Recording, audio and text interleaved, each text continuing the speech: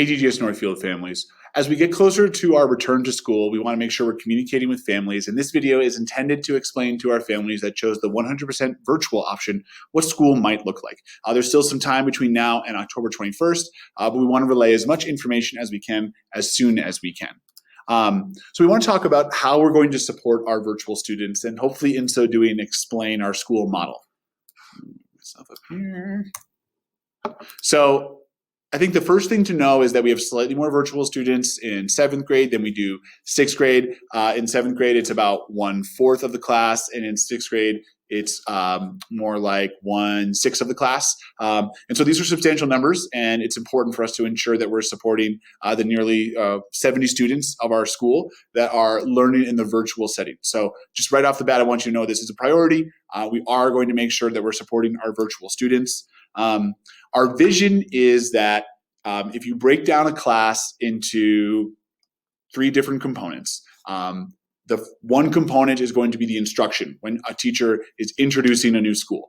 As attention spans have waned and waned over the years, this time in class is often shorter than it used to be when you and I were students in school and teachers would go on, but there is still some instruction time. And this is a time there's going to be a computer front and center dedicated for the virtual students that has a Zoom where the teacher can see the student face, they can chat with the student if need be, and that computer is going to be tracking the teacher. If a student talks, I'll talk a little bit about our ambassador program and how they can help with the monitoring of that. But that instruction piece, when a teacher is explaining a skill, rather than as they're doing it right now, like I am, explaining as a little box on a slide, the students will see the teacher actually teaching the class.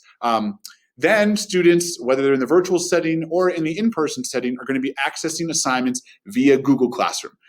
We were doing this before the pandemic started. It's just a good way for students to organize work, to do their output. And so this will stay really the same for virtual and in-person students. The challenge, I think,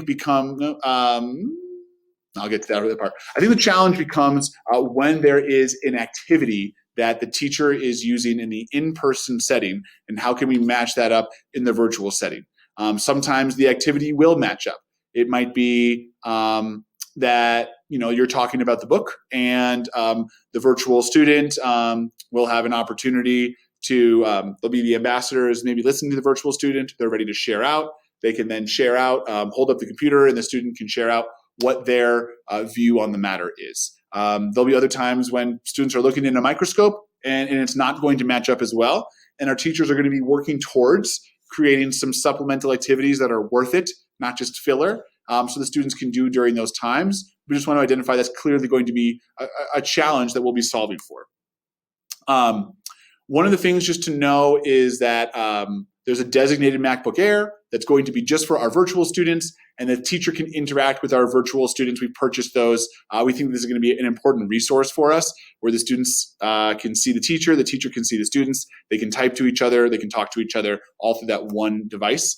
And then we have this ambassador program. We're going to be reaching out to students, and they're going to spend, maybe a Monday for one ambassador or a Tuesday for a different ambassador, where they're helping to track the teacher, they're helping to interact and support the virtual students. That in-person student will actually probably be pretty jazzed to be able to talk to 4 or 5 students or 7 or 8 students that are in the virtual learning realm, because they're not going to be able to necessarily interact in a group work with as many students in the in-person world. So we're excited about the ambassador program. This is going to be someone who's going to lift up and share some of the questions a virtual student might be asking if the teacher is missing them. They might chat the answer to them right there because they know it. These are going to be student leaders for us, and it's going to be that a critical gateway system for us to make sure that the virtual students are involved in the class, that they're seen and they're heard, because we realize that's an important priority. We're still going to maintain an advisor role. We might shift up who it is, but we aspire to have virtual students with an advisor, someone that can support our students. So if there's a question, something that comes up, we want a direct point of contact that you can interact with. Our in-person students, we probably won't be able to maintain that, but we do want to maintain that for our virtual students. There will be times, and I mentioned this, when assignments don't match. And I think what a lot of our teachers are going to do is to think of what's worthy content that we can create for students to do. But there also might be instances when I was talking with a teacher and they said, I'm going to structure my class where the first 60 minutes we're doing it very similar to how we're doing it now. And in those last 30 minutes, I want our virtual students that they've gotten they've gotten a good amount of instruction. We don't want to overburden the virtual students with so much virtual instruction, and that's going to be a time when they make a shift to more of an in-person activity that might involve using manipulatives, cutting things, those types of ways that class is structured. So we might do this a little bit differently, where when there becomes a time when what a virtual student and an in-person student isn't matching up, there might be that they have other ready-made activities to do. There might be times when we say, this is a good opportunity to take a break, make yourself a sandwich, do a little stretching. And then one thing also just for families to know is that there's going to be instances when our in-person students utilize the virtual world as well, because they that maybe they're coming down with a minor cold, but they don't want to come in and risk it. So it's not going to be just our 100% virtual students that use this option. I'll talk a little bit about our schedule. Our in-person school day is 8:45 to 3. And I think we're still trying to figure out if our virtual day starts at 8:45 or 9:45. There are potentially some flexibilities for us in that area, and we'll communicate that to you guys, so you know.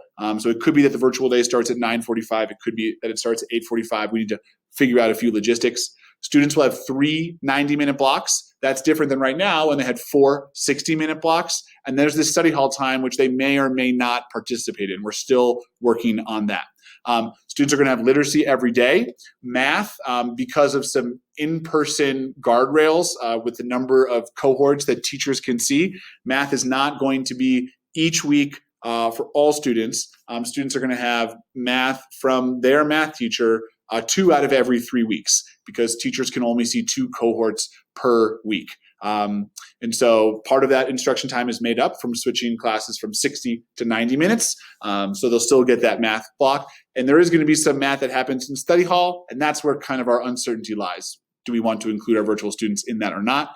Science and social studies and Spanish and electives, it had been this A week, B week schedule, but because of this 2-teacher guardrail, it's now going to be every 3 weeks. This is just the reality of the health guardrails that were assigned, and that's going to impact our virtual students just as it impacts our in-person students. On Fridays, school is virtual for all students, and it's going to use the platform that we prefer for virtual instruction, which is the 1-hour blocks. Students will have they'll have all the classes that they have, those 3 1-hour blocks. And again, we're uncertain about that study hall time. That's when some extra pullout is happening, and we're going to figure that out. So Fridays are going to be 9 a.m. to 1:20. Do I have anything more? Yeah, I already mentioned we purchased some additional resources for our virtual students. We think this is going to help a lot. Those should be coming soon. I think the big thing I want to tell families is that you are a priority. All of our students are a priority. There's no doubt that there are challenges. If I'm spending my mornings doing temperature checks, my afternoons doing lunch duty, and then after school doing dismissal, that was time that I wasn't spending before. Our teachers are prepping for things. So there's just so much bandwidth is going to go towards running 2 schools that there's clearly a challenge there. But I think the important part to know is that no one is lost on us. We love you. We support you. We're going to do the best job that anyone can possibly do. But we are aware that it's a challenge to develop an in-person school and develop a virtual school while we're running another virtual school. But we can do it.